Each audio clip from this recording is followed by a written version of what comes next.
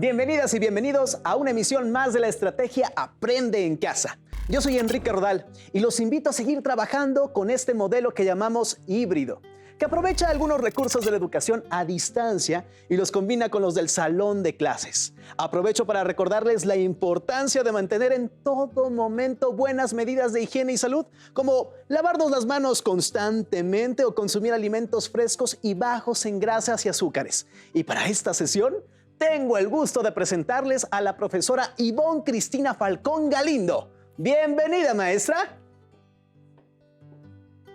Bienvenidas alumnas y alumnos que cursan el primer grado de educación secundaria.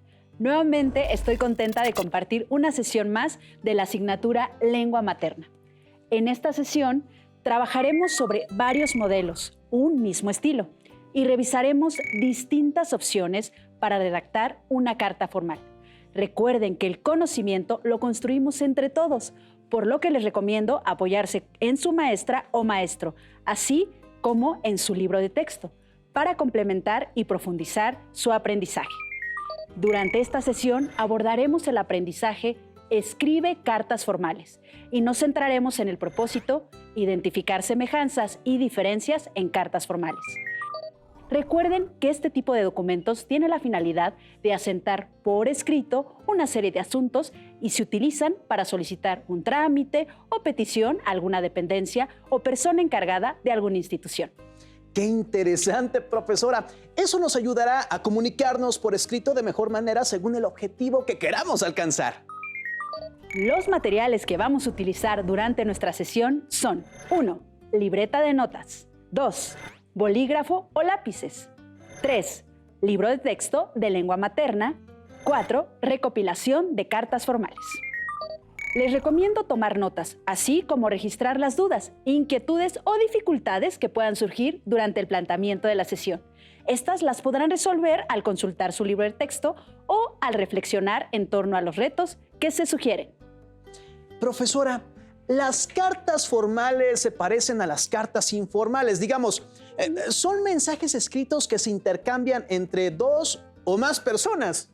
Así es, pero estas obedecen a una situación comunicativa distinta, pues mientras las cartas entre dos amigos o parientes sirven para intercambiar detalles personales o afectivos, las cartas formales sirven para establecer una relación con otra persona o institución con el fin de negociar, llevar acuerdos, evitar confrontaciones, resolver problemas o dejar asentada una información determinada.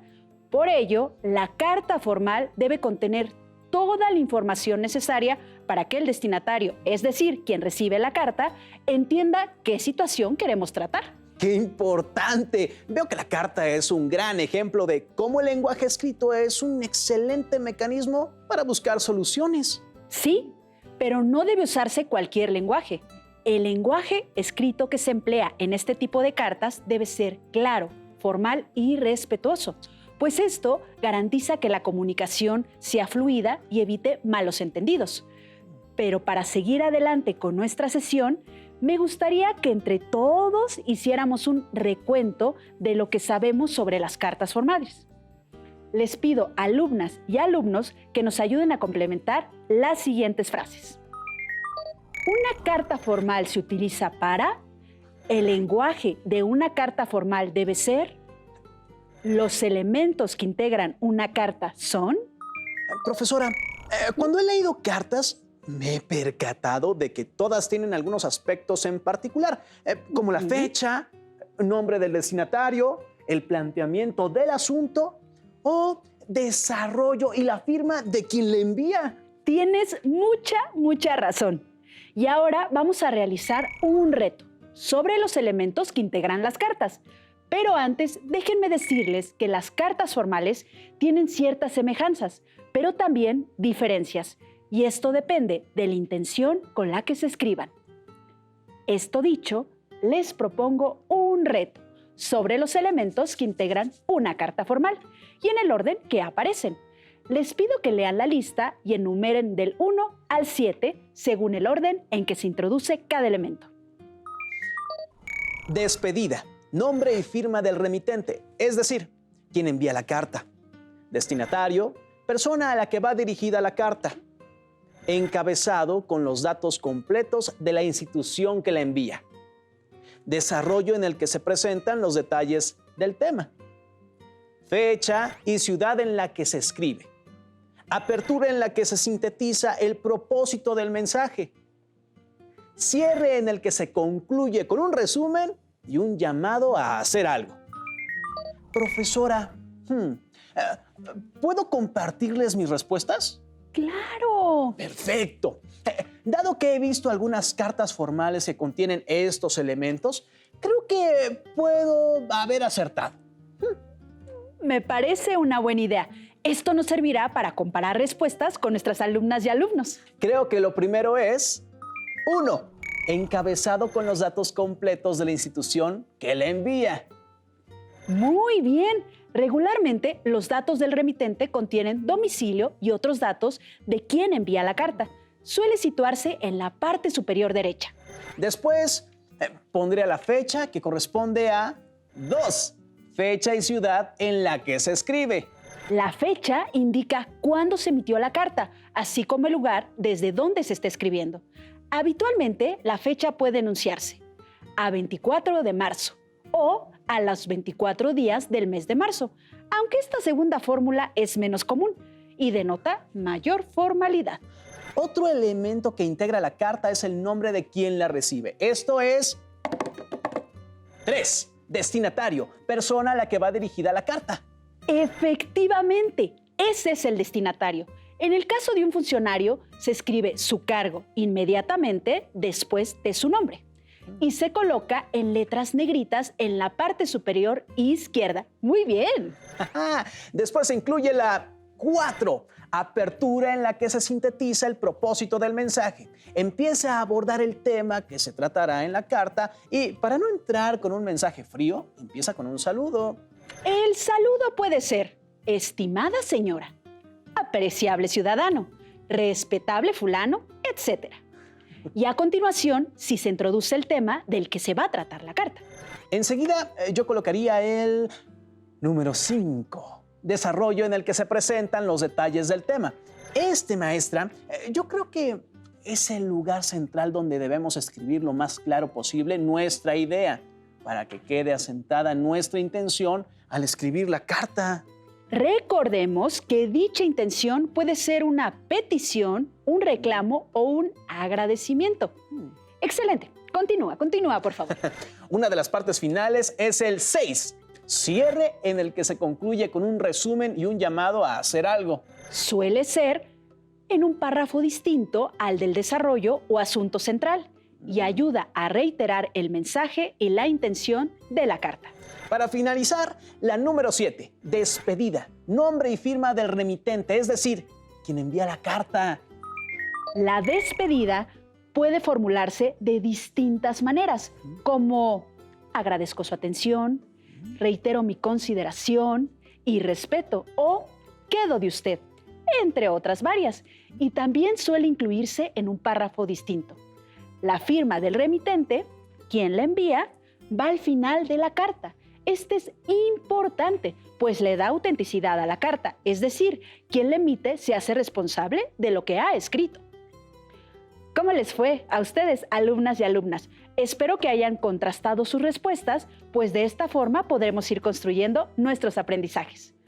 Ahora las y los invito a que veamos unas cartas para identificar los elementos que mencionamos en el reto. Me parece bien, maestra. Esto enriquecerá el aprendizaje de las y los alumnos que nos están viendo. Lo primero que me gustaría que identifiquemos de esta carta es el remitente, es decir, quién la escribe.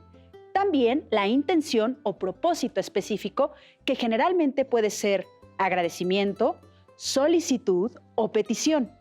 Además de observar algunos elementos generales como la fecha, el destinatario, su cargo, la apertura, el saludo, la despedida y remitente. Pongan atención. Alejandra Martínez Belmonte, calle Olmo, número 25, Colonia Bosques, Colima. Código postal 28720. A los 18 días del mes de junio de 2019. Licenciado Luis Castro Lepe, director de la Escuela Secundaria General número 21. calle Trípoli, número 214, Colonia General Anaya.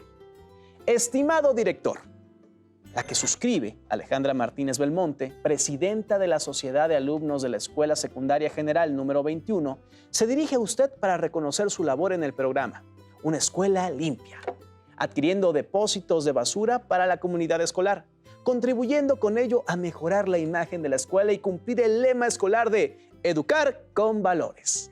Por lo anterior, la Sociedad de Alumnos reconoce sus esfuerzos para mantener las instalaciones en condiciones higiénicas y de salubridad. Agradezco la atención a la presente y reitero nuestra consideración y respeto. Atentamente, Alejandra Martínez Belmonte, presidenta de la Sociedad de Alumnos de la Escuela Secundaria General número 21. Observen la carta detenidamente buscando semejanzas con cartas que tengan en casa. Profesora, veo que la carta comienza con datos generales del remitente. En algunas ocasiones se incluyen los datos del remitente al inicio, así como su dirección y datos de contacto. Otro aspecto que me llamó la atención es la fecha que, como ya había mencionado, profesora, está escrita con letra, no con número. Recuerden que dijimos que esta fórmula a los 18 días es muy formal. Si prefieren, pueden escribir a 18 de junio. Los datos del destinatario incluyeron su cargo y grado académico. Y después comienza con un saludo sencillo. Estimado director. Muy bien. ¿Y qué me dices del desarrollo y el cierre? El desarrollo es claro y sencillo. Se dirige al destinatario con el propósito de expresarle el agradecimiento de la Sociedad de Alumnos por la adquisición de depósitos de basura, pues manifiesta que esto ayuda a mantener las medidas de higiene y salud. La despedida es también formal. Sí, profesora. Reitera consideración y respeto. Para entrar de lleno al ejercicio de observar diferencias y semejanzas, les mostraré esta otra carta. De igual manera, les pido que identifiquen aspectos como la forma en la que se encuentra redactada la fecha, el remitente, el desarrollo de la carta, el objetivo comunicativo, el cierre y la despedida. Santiago, Nuevo León, a 1 de julio de 2020. Ingeniero Alfredo Huerta Martínez, encargado de la región 4, Santiago Servicio Municipal de Agua Potable. Por medio de la presente, el que suscribe, C. Hernaldo González Torres, en representación de los vecinos de la colonia Torre Vieja del municipio de Santiago, le hace llegar un cordial saludo, al tiempo que se dirige usted de la manera más atenta para solicitar que se restituya el servicio de agua que fue suspendido hace un mes debido a los desastres naturales ocurridos en la región. Dicha solicitud se hace de conformidad con el derecho que consta en el artículo 4 de nuestra Carta Magna, que a la letra dice: toda persona tiene derecho al acceso, disposición y saneamiento de agua para consumo personal y doméstico en forma suficiente, salubre, aceptable, asequible. Y el Estado garantiza este derecho. Esperando la atención de su respuesta en los tiempos que marca la ley, queda de usted C. Hernaldo González Torres. Correo hernaldo-gt@hotmail.com. ¿Qué opinan? ¿Qué elementos observaron? Profesora, yo noté que incluye la fecha al inicio, pero a diferencia de la primera carta, no se incluye ahí al remitente. El destinatario se menciona con su nombre completo y cargo. ¡Excelente! ¿Y qué notaste en el desarrollo de la carta? Es un lenguaje fluido y formal. En el primer párrafo se presenta el remitente dándole nombre y lugar de procedencia. También incluye un cordial saludo. Se establece que la carta tiene la intención comunicativa de establecer una solicitud. En este caso, la restitución del servicio de agua. ¿Observas algo más que pueda ser útil para favorecer la petición? Sí. Incluye un segundo párrafo donde argumenta que su solicitud está sustentada en el artículo 4 constitucional. Gracias a esta argumentación, es probable que la carta tenga una respuesta favorable. Muy buena observación.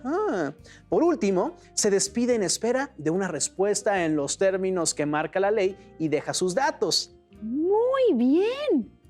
Como pudiste observar, las cartas que presentamos tienen semejanzas y diferencias, pues además de que cada persona redacta y se expresa de distinta manera, cada una de las comunicaciones busca abordar una situación específica distinta: petición, solicitud o agradecimiento.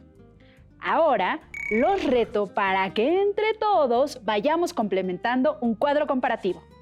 Veamos el cuadro y posteriormente leamos las cartas para que vayan tomando nota, tracen un cuadro similar en su cuaderno. Remitente, quien escribe la carta. ¿A quién se dirige? Persona, institución, autoridad, funcionario. Manera en que inicia la carta. Saludo. Tema que aborda: forma de argumentación, forma de cerrar la carta, despedida. Una vez que elaboraron su cuadro, vamos a revisar otros ejemplos de cartas formales para identificar semejanzas y diferencias. Pongan atención. Comité vecinal, condominio Las Huertas. Presente. Apreciados vecinos del comité. Por este medio quiero hacer extensiva mi felicitación a la señora Graciela Torres Hernández, propietaria de la casa número 14 de este condominio. Durante los últimos meses, la citada vecina ha participado activamente en beneficio de la imagen de la comunidad, colocando un buen número de plantas y rescatando el césped de fuera de su casa.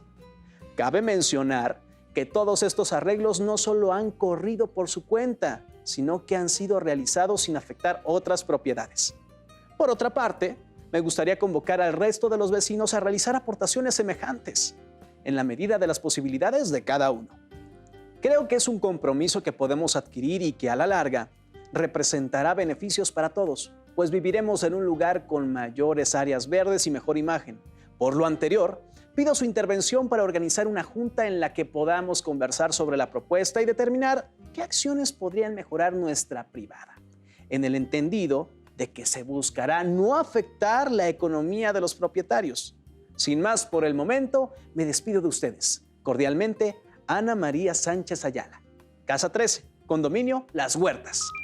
Muy bien. Seguramente se están percatando de que en esta carta guarda ciertas diferencias con las que ya habíamos revisado.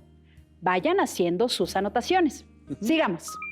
Universidad Nacional Autónoma de México, Facultad de Ciencias Políticas y Sociales, Departamento de Publicaciones, Dr. Manuel Guerra Zamarro, Director General, Instituto Nacional del Derecho de Autor, INDAUTOR, Secretaría de Educación Pública, Gobierno Federal. Presente. Declaración de originalidad del texto escrito. Por medio de esta comunicación se certifica que él, la, abajo firmante, soy autor, autora, original del trabajo que se titula y se presenta para su posible edición y publicación por la Facultad de Ciencias Políticas de la Universidad Nacional Autónoma de México. Asimismo, hago constar que el contenido presentado es producto de mi contribución intelectual y que en la forma y contenido en que aquí se presenta no está siendo postulado de manera paralela a ningún otro espacio editorial para su posible publicación. Como autor-autora del trabajo que se postula, estoy consciente de que el Departamento de Publicaciones y el Consejo Editorial de esta facultad, como parte de sus lineamientos, requiere la obligatoria aprobación de arbitraje académico conocido como peer review, en modalidad doble ciego, para la posible incorporación de un texto en su proceso editorial y que el resultado de dicho dictamen es inapelable. Todos los datos y las referencias a materiales ya publicados están debidamente identificados con su respectivo crédito e incluidos en las notas bibliográficas y en las citas que se destacan como tal, y en los casos que así lo requieran, cuento con las debidas autorizaciones de quienes poseen los derechos patrimoniales. Por lo anterior, declaro que todos los materiales que se presentan están totalmente libres de derechos de autor y, por lo tanto, me hago responsable de cualquier litigio o reclamación relacionada con derechos de propiedad intelectual, exonerando de toda responsabilidad a la Facultad de Ciencias Políticas y Sociales y a la Universidad Nacional Autónoma de México. Para constancia de lo expuesto, se firma esta declaración a los días del mes del año en Ciudad Universitaria nombre, firma. ¿Qué tal? ¿Tomaron nota para su cuadro comparativo? Recuerden que estas nos ayudarán a establecer diferencias y semejanzas. Le comparto mis respuestas, maestra. Por supuesto, y ustedes en casa verifiquen sus anotaciones. Remitente. ¿Quién escribe la carta? En la carta 1, correspondiente a la carta del condominio Las Huertas, es Ana María Sánchez Ayala. Y en la carta 2, correspondiente a la declaración de originalidad, es de acuerdo con quien lo solicite, pues es un formato de carta para llenar. Exacto. En muchas ocasiones encontramos este tipo de cartas, formatos para su llenado. Hay una diferencia de estas cartas. Sigamos. A quien se dirige, persona, institución, autoridad, funcionario. En carta 1, comité vecinal y a los condominios de Las Huertas. En carta 2, al doctor Manuel Guerra Zamarro, director general, Instituto Nacional de Derechos de Autor, INDAUTOR, Secretaría de Educación Pública, Gobierno Federal. Efectivamente, por un lado, vemos que se encuentran dirigidos a un grupo de personas y por otro, a un funcionario. Adelante, Enrique. Manera en que inicia la carta. Saludo. Por un lado, apreciados vecinos del comité, y en la carta 2, por medio de esta comunicación, se certifica que... El saludo es importante, en la cual todas las cartas tienen semejanzas, pero al momento de redactar son diferentes. Sigamos con tema que aborda. Carta 1. Felicitación a la señora Graciela Torres Hernández por participar activamente en beneficio de la imagen de la comunidad, colocando un buen número de plantas. Carta 2. Declaración de que el trabajo del que se habla es original. Esto depende lo que deseamos comunicar. Formas de argumentación. Un extracto de argumento en la carta 1 es: cabe mencionar que todos estos arreglos no solo han corrido por su cuenta, sino que han sido realizados sin afectar otras propiedades. Carta 2. El argumento es: como autora del trabajo que se postula, estoy consciente que el Departamento de Publicaciones... Los argumentos nos van a dar la posibilidad de convencer al destinatario de resolver nuestras peticiones, solicitudes o quejas, y por ello son muy relevantes. Forma de cerrar la carta. Carta 1. Por lo anterior, pido su intervención para organizar una junta. Carta 2. Por lo anterior, declaro que todos los materiales que se presentan están totalmente libres de derechos de autor y por lo tanto... La forma de cerrar la carta podemos elegirla según nuestra redacción. Y por último, despedida. Carta 1. Sin más por el momento, me despido de ustedes cordialmente.